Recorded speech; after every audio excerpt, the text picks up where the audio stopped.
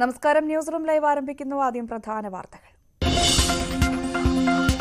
വണ്ടിപ്പെരിയാർ ഇരയുടെ അച്ഛനു നേരെ നടന്നത് വധശ്രമം. ആക്രമണം നടത്തിയ പാൽരാജ് മനഃപൂർവ്വം പ്രകോപനമുണ്ടാക്കി. കൊല്ലണമെന്ന ഉദ്ദേശത്തോടെ തന്നെ ആക്രമണമെന്ന എഫ്ഐആർ. ബംഗാളിൽ തൃണമൂൽ നേതാവ് ഷാജഹാൻ ഷെയ്ഖിനായി തെരച്ചിൽ. BSFന് സഹായം തേടി ഇഡി സംഘത്തെ ആക്രമിച്ചവർക്കെതിരെ നടപടിയെടുക്കാൻ ഗവർണറുടെ നിർദ്ദേശം. മജീഷ്യൻ മുതുകാടിനെതിരെ കൂടുതൽ വെളിപ്പെടുത്തലുകൾ. ഗുരുതര ആരോപണങ്ങളുമായി സ്ഥാപനത്തിലെ മുൻ ജീവനക്കാരൻ.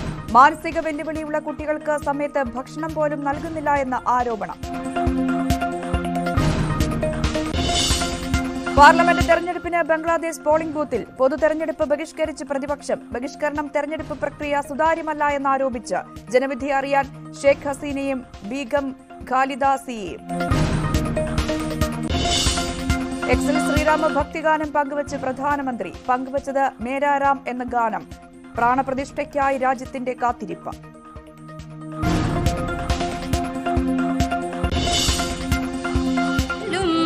കൊഴിഞ്ഞു മതം എല്ലാം ക്ഷമിച്ചു പാർത്ഥൻ. സ്കൂൾ കലോത്സവ വേദിയിൽ കണ്ണൂർ തന്നെ മുന്നിൽ. കനത്ത മത്സരം ഉറപ്പാക്കി പാലക്കാടും കോഴിക്കോടും. കലോത്സവ വൈബിൽ കൊല്ലം.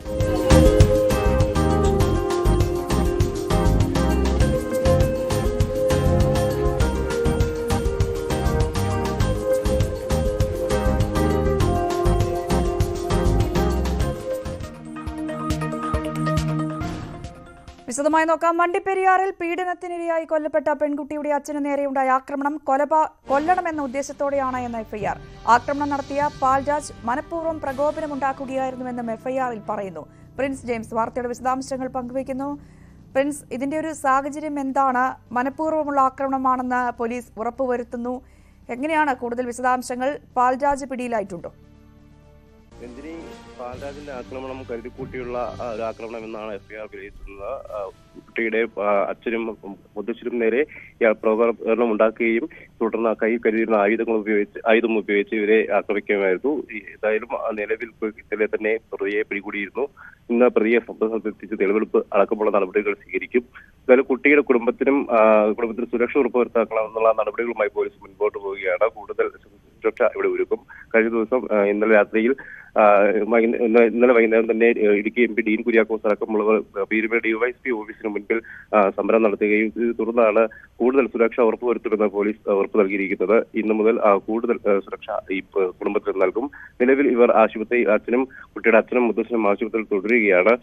ഈ കുട്ടിയുടെ അച്ഛന്റെ ഇരു കാലുകളിലും ഒപ്പം വയറിലുമായിരുന്നു പരിക്കേറ്റുന്നത്. അപ്പം മുത്തച്ഛനും നേരിയ തോതിലുള്ള പരിക്കുകൾ പറ്റിയിരുന്നു. എന്തായാലും ഇവർ അടുത്ത ദിവസങ്ങളിൽ തന്നെ ആശുപത്രിയിൽ നിന്നും വീടുകളിലേക്ക് മാറുമെന്നാണ് നമുക്ക് അറിയാൻ കഴിയുന്നത്. അതിന് അനുവാദികമായി ഇവർക്ക് കൂടുതൽ സുരക്ഷ ഒരുക്കുക നടപടികൾ പോലീസ് സ്വീകരിക്കും. ഈ പാൽരാജ് മാത്രമാണോ ഇതിനു പിന്നിൽ, അതോ മറ്റാരെങ്കിലും ഉണ്ടോ? അങ്ങനെ ആരുടെങ്കിലും സഹായം ലഭിച്ചിട്ടുണ്ട് എന്നൊരു സംശയമെങ്കിലും പോലീസിനുണ്ടോ? രഞ്ജിനി, അത്തരത്തിലുള്ള കാര്യങ്ങളൊന്നും പോലീസ് വ്യക്തത നൽകുന്നില്ല. എന്തായാലും ഇന്നലെ സംഭവം നടക്കുമ്പോൾ പാൽരാജ് മാത്രമായിരുന്നു അവിടെ ഉള്ളത്. ഇവർ ഒരു മരണാനന്തര ചടങ്ങുമായി ബന്ധപ്പെട്ട് യാത്രയിലായിരുന്നു. ആ സമയത്താണ് ബൈക്കിൽ യാത്ര ചെയ്യുകയായിരുന്നു. ഇവർക്ക് നേരെ ഈ പാൽരാജ് പ്രകോപനപരമായ ആംഗ്യം കാണിക്കുകയും തുടർന്ന് ഇത് ചോദ്യം ചെയ്യാനെത്തിയ ഇവർക്ക് നേരെയോട് വാക്കുതർക്കത്തിൽ ഏർപ്പെടുകയും ഒപ്പം കയ്യിൽ കരുതിയിരുന്ന ആയുധം ഉപയോഗിച്ച് ഇവരെ ആക്രമിക്കുകയും ചെയ്തത്. എന്തായാലും ഇന്ന് ഇയാളെ സംഭവ സ്ഥലത്ത് എത്തിച്ച് തെളിവെടുക്കുകയും ഒപ്പം കൂടുതൽ നടപടികൾ സ്വീകരിക്കുകയും ചെയ്യുമെന്നാണ് നമുക്ക് അറിയാൻ കഴിയുന്നത്. രഞ്ജിനി, ശരി. പ്രിൻസ് ആണ് വാർത്തയുടെ വിശദാംശങ്ങൾ പങ്കുവച്ചത്. KPCCയുടെ നേതൃത്വത്തിൽ ഇടുക്കി വണ്ടിപ്പെരിയാറിൽ ഇന്ന് സ്ത്രീജ്വാല ചടങ്ങ് സംഘടിപ്പിക്കും. മകളെ മാപ്പ് എന്ന പേരിലാണ് പരിപാടി. AICC general secretary KC Venugopal ഉദ്ഘാടനം ചെയ്യും. വണ്ടിപ്പെരിയാറിൽ കുറ്റാരോപിതൻ രക്ഷപ്പെട്ടത് അട്ടിമറിയുടെ ഭാഗമെന്നാരോപിച്ചാണ് സ്ത്രീജ്വാല പരിപാടി സംഘടിപ്പിക്കുന്നത്. സിറോ മലബാർ സഭ സിനഡിന് നാളെ തുടക്കം. സഭയുടെ പുതിയ മേജർ ആർച്ച് ബിഷപ്പിനെ തെരഞ്ഞെടുക്കുക എന്നതാണ് 4 ദിവസം നീണ്ടു നിൽക്കുന്ന സിനഡിന്റെ പ്രധാന അജണ്ട. എറണാകുളം അങ്കമാലി അതിരൂപതയിലെ കുർബാന തർക്കങ്ങൾ ഉൾപ്പെടെയുള്ള വിഷയങ്ങളാണ് പുതിയ മേജർ ആർച്ച് ബിഷപ്പിന് ഉടൻ പരിഹരിക്കേണ്ടി വരിക. കർദിനാൾ George Alencherry major archbishop സ്ഥാനം രാജിവെച്ചതിനു ശേഷമുള്ള ആദ്യ സിനഡിന്റെ പ്രധാന അജണ്ടയും അദ്ദേഹത്തിന്റെ പകരക്കാരനെ കണ്ടെത്തലാണ്. സിറോ മലബാർ സഭയ്ക്ക് കീഴിലുള്ള 53 ബിഷപ്പുമാരാണ് ജനുവരി 13 വരെ നീണ്ടുനിൽക്കുന്ന സമ്മേളനത്തിൽ പങ്കെടുക്കുക. രണ്ടാം ദിവസമായിരിക്കും പുതിയ മേജർ ആർച്ച് ബിഷപ്പിനെ കണ്ടെത്താനുള്ള നടപടികൾ. 6 റൗണ്ട് വോട്ടെടുപ്പാണ് നടക്കുക. ആദ്യ റൗണ്ടിൽ തന്നെ 3/2 ഭൂരിപക്ഷം ലഭിക്കുന്ന ആൾ പുതിയ മേജർ ആർച്ച് ബിഷപ്പാകും. ആരോപണത്തിന് അതീതനും സമവായത്തിലൂടെ സഭയെ മുന്നോട്ട് കൊണ്ടുപോകാനും കഴിയുന്നൊരാൾ ഈ സ്ഥാനത്തേക്ക് വരണമെന്ന് സഭാ മുൻ വക്താവ് ഫാദർ പോൾ തേലക്കാട് പറഞ്ഞു. കഴിഞ്ഞ 12 കൊല്ലം തികച്ചും ഒരു യുദ്ധം പോലുള്ള സാഹചര്യമാണ് ഇവിടെ ഉണ്ടായത്. അങ്ങനെ ഒരു സാഹചര്യം സഭയിൽ ഉണ്ടാകാൻ പാടില്ല. ഏത് പ്രശ്നങ്ങൾ പലതുണ്ടാകാം. നമുക്ക് പ്രശ്നങ്ങൾ ധാരാളമായിട്ടുണ്ടാകാം. പ്രശ്നങ്ങൾ ഉണ്ടായി എന്നുള്ളതല്ല പ്രശ്നം. പ്രശ്നങ്ങളെ കൈകാര്യം ചെയ്യാനുള്ള ഒരു രീതിശാസ്ത്രം സഭയ്ക്കുണ്ടാകണം. അത് എന്താണ് എന്ന് ഫ്രാൻസിസ് മാർപ്പാപ്പ വളരെ വ്യക്തമായി പറഞ്ഞിട്ടുണ്ട്. സംഭാഷണത്തിലൂടെയാണ്. പരസ്പരം കേൾക്കാൻ, പരസ്പരം പറയാൻ, പരസ്പരം ആശയവിനിമയം ചെയ്യാൻ, പരസ്പരം മനസ്സിലാക്കാൻ ഉള്ളൊരു മനസ്സ് ഇല്ലാതെ പോയതിൻ്റെ പ്രതിസന്ധിയാണ് ഉണ്ടായത്. അത് ഉണ്ടാക്കാൻ കഴിയുന്ന ആ അന്തരീക്ഷം സൃഷ്ടിക്കുന്ന ഒരു സാഹചര്യം ഉണ്ടാകണം എന്ന വലിയ പ്രതീക്ഷ അൽമായർക്കും ജനങ്ങൾക്കും വൈദികർക്കും. പാലാ രൂപതാ ബിഷപ്പും സിറോ മലബാർ സഭാ നേതൃത്വത്തിനൊപ്പം നിൽക്കുകയും ചെയ്യുന്ന ബിഷപ്പ് ജോസഫ് കല്ലറങ്ങാട്ട്, തലശ്ശേരി അതിരൂപത ആർച്ച് ബിഷപ്പ് ജോസഫ് പംപ്ലാനി, താൽക്കാലിക അഡ്മിനിസ്ട്രേറ്റർ ബിഷപ്പ് സെബാസ്റ്റ്യൻ വാണിയപ്പുരയ്ക്കൽ അടക്കമുള്ളവർ പട്ടികയിലുണ്ടെന്നാണ് സൂചന. സിനഡ് സമ്മേളനം സമാപിക്കുമ്പോൾ തന്നെ വത്തിക്കാനിലും സിറോ മലബാർ സഭ ആസ്ഥാനത്തും പുതിയ മേജർ ആർച്ച് ബിഷപ്പിന്റെ പ്രഖ്യാപനം ഉണ്ടാകുമെന്നാണ് പ്രതീക്ഷിക്കുന്നത്. വത്തിക്കാൻ നേരിട്ടിടപെട്ടിട്ടും പരിഹരിക്കപ്പെടാതെ പോയ കുർബാന വിഷയത്തിൽ എന്തു നടപടികളുണ്ടാകും സിനഡിൽ നിന്നാണ് ഇനി അറിയേണ്ടത്. ന്യൂസ് 18 കൊച്ചി. പോലീസിൽ സൈബർ ഡിവിഷൻ രൂപീകരിച്ച ആഭ്യന്തര വകുപ്പിന്റെ ഉത്തരവ്. ആവശ്യമില്ലാതെ കിടക്കുന്ന തസ്തികകൾ ഉൾപ്പെടെ പുനർവിന്യസിച്ചാണ് സൈബർ ഡിവിഷന്റെ രൂപീകരണം. സായുധ സേനയിലെ ആവശ്യമില്ലാതെ കിടക്കുന്ന 4 അസിസ്റ്റന്റ് കമാൻഡ് തസ്തികകൾ, ആവശ്യമില്ലാത്ത 7 റിസർവ് ഇൻസ്പെക്ടർ തസ്തികകൾ, ആവശ്യമില്ലാതെ കിടക്കുന്ന 21 റിസർവ് ഇൻസ്പെക്ടർ തസ്തികകൾ, ഇതേ രീതിയിലുള്ള 15 വനിതാ SI തസ്തികകൾ എന്നിവ ഉൾപ്പെടെ പുനർവിന്യസിച്ചാണ് സൈബർ ഡിവിഷന്റെ രൂപീകരണം. സൈബർ സെക്യൂരിറ്റി, എത്തിക്കൽ ഹാക്കിംഗ്, നെറ്റ്വർക്ക് സുരക്ഷ, റിസ്ക് മാനേജ്മെന്റ്, ഡിജിറ്റൽ ഫോറൻസിക് എന്നീ മേഖലകളിൽ സേനാ അംഗങ്ങളെ പ്രാവീണ്യമുള്ളവരാക്കുകയാണ് ലക്ഷ്യം. 466 അംഗങ്ങൾ ഡിവിഷനിലുണ്ടാകും. സൈബർ ഓപ്പറേഷന്റെ ആസ്ഥാനം, research and analysis unit, cyber patrol, cyber police സ്റ്റേഷനുകൾ എന്നിവയാകും ഡിവിഷനിൽ. ലോകത്തെവിടെയും സംഭവിക്കുന്ന സൈബർ കുറ്റകൃത്യങ്ങളുടെ ഡാറ്റാബേസ് ഡിവിഷൻ ശേഖരിക്കും. ഉദ്യോഗസ്ഥർക്ക് ഡിജിറ്റൽ യൂണിവേഴ്സിറ്റിയിൽ തുടർച്ചയായി പരിശീലനം നൽകും. ആഭ്യന്തര അഡീഷണൽ ചീഫ് സെക്രട്ടറി വിശ്വനാഥ് സിൻഹയുടെ ഉത്തരവിലാണ് ഇക്കാര്യങ്ങൾ വ്യക്തമാക്കിയിട്ടുള്ളത്. ന്യൂസ് 18 തിരുവനന്തപുരം. ശക്തമായ സുരക്ഷാ സന്നാഹങ്ങൾക്കിടെ ബംഗ്ലാദേശിൽ പൊതുതെരഞ്ഞെടുപ്പ് പുരോഗമിക്കുകയാണ്. പ്രധാന പ്രതിപക്ഷ പാർട്ടിയായ BNP തെരഞ്ഞെടുപ്പ് ബഹിഷ്കരിച്ചതിനാൽ അവാമി ലീഗ് അധികാരത്തിലെത്തുമെന്ന് ഏറെക്കുറെ ഉറപ്പാണ്. തെരഞ്ഞെടുപ്പിനിടെ പല സംസ്ഥാനത്തും സംഘർഷമുണ്ടായി. 14 പോളിംഗ് സെന്ററുകൾ കത്തിച്ചു. ജനങ്ങളുടെ ജനാധിപത്യ അവകാശങ്ങൾ സംരക്ഷിച്ചെന്നും രാജ്യത്ത് ജനാധിപത്യം തുടരണമെന്നും ഷെയ്ഖ് ഹസീന പ്രതികരിച്ചു. Well, our country is the sovereign country, sovereign independent country. Maybe it's a small country, but we have big population. So people's right, we have established people's democratic right and also right to their better life or their prosperous life. That is our main aim. We want to do that. So I'm trying my best to ensure that democracy should continue in this country.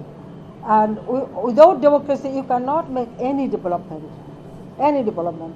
As because we have long-term democratic system since 2009 to 2023, that's why Bangladesh made this.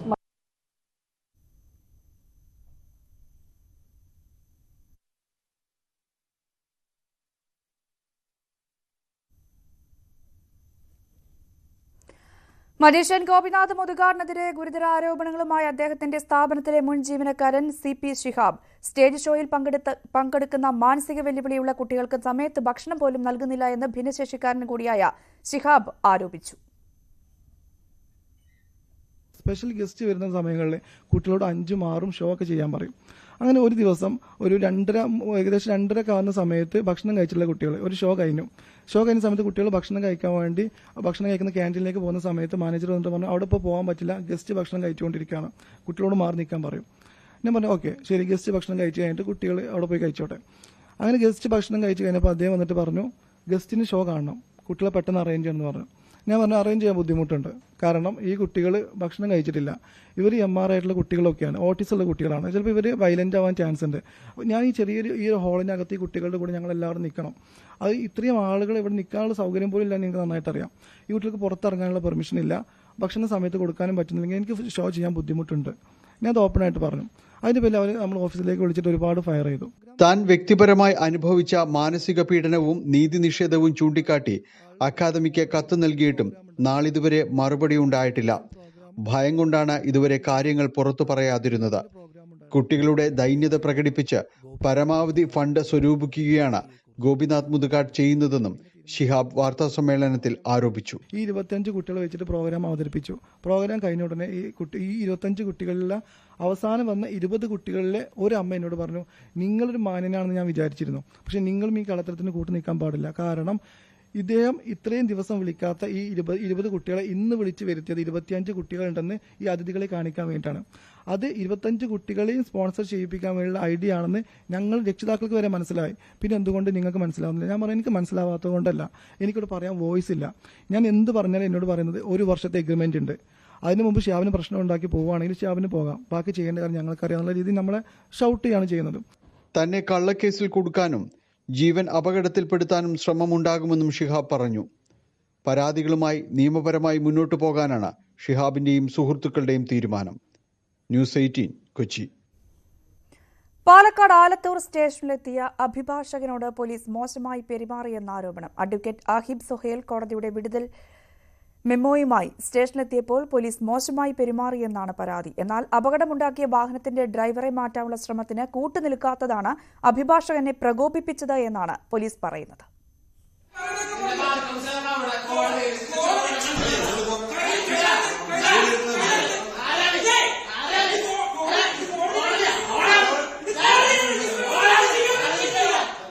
Alathur police സ്റ്റേഷനിലെ ഈ ദൃശ്യങ്ങൾ സമൂഹമാധ്യമങ്ങളിൽ വൈറലാണ്. Advocate Abeeb Sohail കോടതിയുടെ വിടുതൽ മെമ്മോയുമായി സ്റ്റേഷനിലെത്തിയപ്പോൾ police മോശമായി പെരുമാറിയെന്നാണ് പരാതി. തന്റെ കക്ഷി ആന്ധ്രാപ്രദേശ് സ്വദേശിയായതിനാൽ ഭാഷാപരിമിതി കാരണമാണ് സ്റ്റേഷനിൽ നേരിട്ട് പോയതെന്ന് അഭിഭാഷകൻ വ്യക്തമാക്കുന്നു. അതേസമയം സ്റ്റേഷനിൽ നടന്ന സംഭവത്തിന്റെ ഒരു ഭാഗം മാത്രമാണ് പ്രചരിപ്പിക്കുന്നതെന്നാണ് പോലീസ് പറയുന്നത്.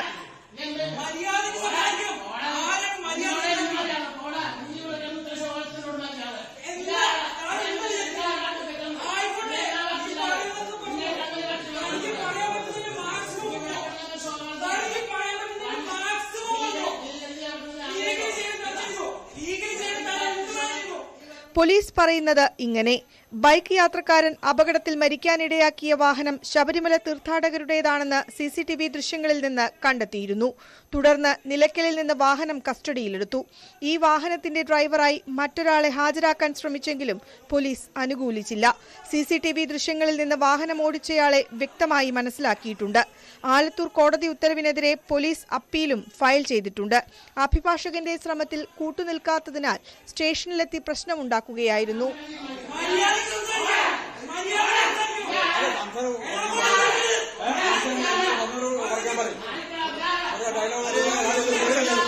കോടതിയിലെത്തിയപ്പോഴും ഉദ്യോഗസ്ഥരോട് മോശമായി പെരുമാറിയെന്നും പോലീസ് ആരോപിക്കുന്നു. സ്റ്റേഷനിലെത്തി പ്രശ്നമുണ്ടാക്കിയെന്ന പേരിൽ അഭിഭാഷകനെതിരെ കേസെടുത്തതായാണ് സൂചന.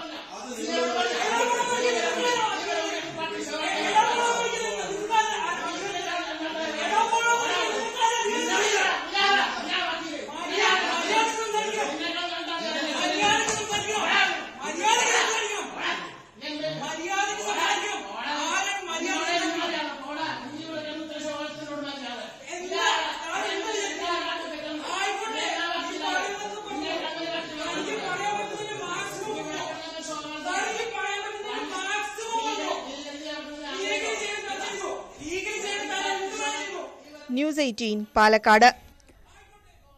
പത്തനംതിട്ട മൈലപ്പറയിലെ വ്യാപാരിയുടെ കൊലപാതകത്തിൽ 4 പേർ അറസ്റ്റിൽ. പത്തനംതിട്ട വലഞ്ചുഴി സ്വദേശികളായ ആരിഫ്, നിയാസ്, തമിഴ്നാട് സ്വദേശികളായ മുരുകൻ, ബാലസുബ്രഹ്മണ്യം എന്നിവരാണ് അറസ്റ്റിലായത്. മറ്റൊരു പ്രതി മുത്തുകുമാർ ഒളിവിലാണ്. കഴിഞ്ഞ ശനിയാഴ്ചയാണ് വ്യാപാരിയെ കടയ്ക്കുള്ളിൽ കൊല്ലപ്പെട്ട നിലയിൽ കണ്ടെത്തിയത്. പത്തനംതിട്ട വലഞ്ചുഴി സ്വദേശിയാണ് കോർട്ടർ എന്നും ഹരീബ് എന്നും പേരുകളുള്ള ആരിഫ്. 1 മാസം മുൻപ് മൈലപ്രയിലെ ജോർജ് ഉണ്ണുണ്ണിയുടെ കടയിൽ സാധനം വാങ്ങാൻ ഇയാൾ എത്തിയിരുന്നു. വ്യാപാരിയുടെ കഴുത്തിൽ കിടന്ന മാലയും കടയിലെ പണവും ആരിഫ് നോക്കിവെച്ചു. തുടർന്ന് തമിഴ്നാട്ടിലെ ജയിലിൽ കിടന്നപ്പോൾ പരിചയപ്പെട്ട മദ്രാസ് മുരുകൻ എന്ന മുരുകനെ ഇക്കാര്യം അറിയിച്ചു. ബാലസുബ്രഹ്മണ്യനെയും മുത്തുകുമാറിനെയും കൂട്ടി മുരുകൻ പത്തനംതിട്ടയിലെത്തി കൊലപാതകം ആസൂത്രണം ചെയ്തു. ഡിസംബർ 30 വൈകിട്ടോടെ ആരിഫിന്റെ ഓട്ടോറിക്ഷയിൽ പ്രതികൾ കടയിലെത്തി.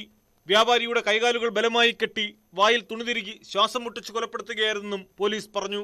9 പവന്റെ സ്വർണ്ണമാലയും പോക്കറ്റിലുണ്ടായിരുന്ന 50,000 രൂപയും കവർന്നു.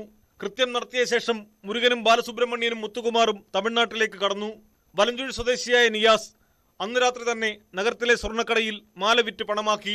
സപ്പോർട്ട് എന്തായിരുന്നാലും ചിലപ്പോൾ ഒരു പക്ഷേ ഉണ്ടാകണം. കാരണം ഈ മാല ഒരു ഐഡൻറ്റിഫിക്കേഷൻ വരാൻ ചാൻസ് ഉണ്ടെന്ന് എല്ലാവരും അവരുടെ ബന്ധുക്കളും എല്ലാവരും പറഞ്ഞു. ഇദ്ദേഹം എവിടെ പോയാലും മരണപ്പെട്ട ആൾ ഈ മാല ഒരു വിസിബിൾ ലൈനിലാണ് സാധാരണ കാണാറുള്ളത്, കഴുത്തിൽ. കടയിലെ CCTVയുടെ ഹാർഡ് ഡിസ്ക് ഉൾപ്പെടെ എടുത്തു മാറ്റിയുള്ള കൊലപാതകത്തിൽ പ്രതികളെ കണ്ടെത്താൻ പോലീസ് ഏറെ പ്രയാസപ്പെട്ടിരുന്നു. ഒടുവിൽ നഗരത്തിൽ നിന്ന് കിട്ടിയ ചില CCTV ദൃശ്യങ്ങളിൽ നിന്ന് ആരിഫിന്റെ ഓട്ടോറിക്ഷ കണ്ടെത്തി.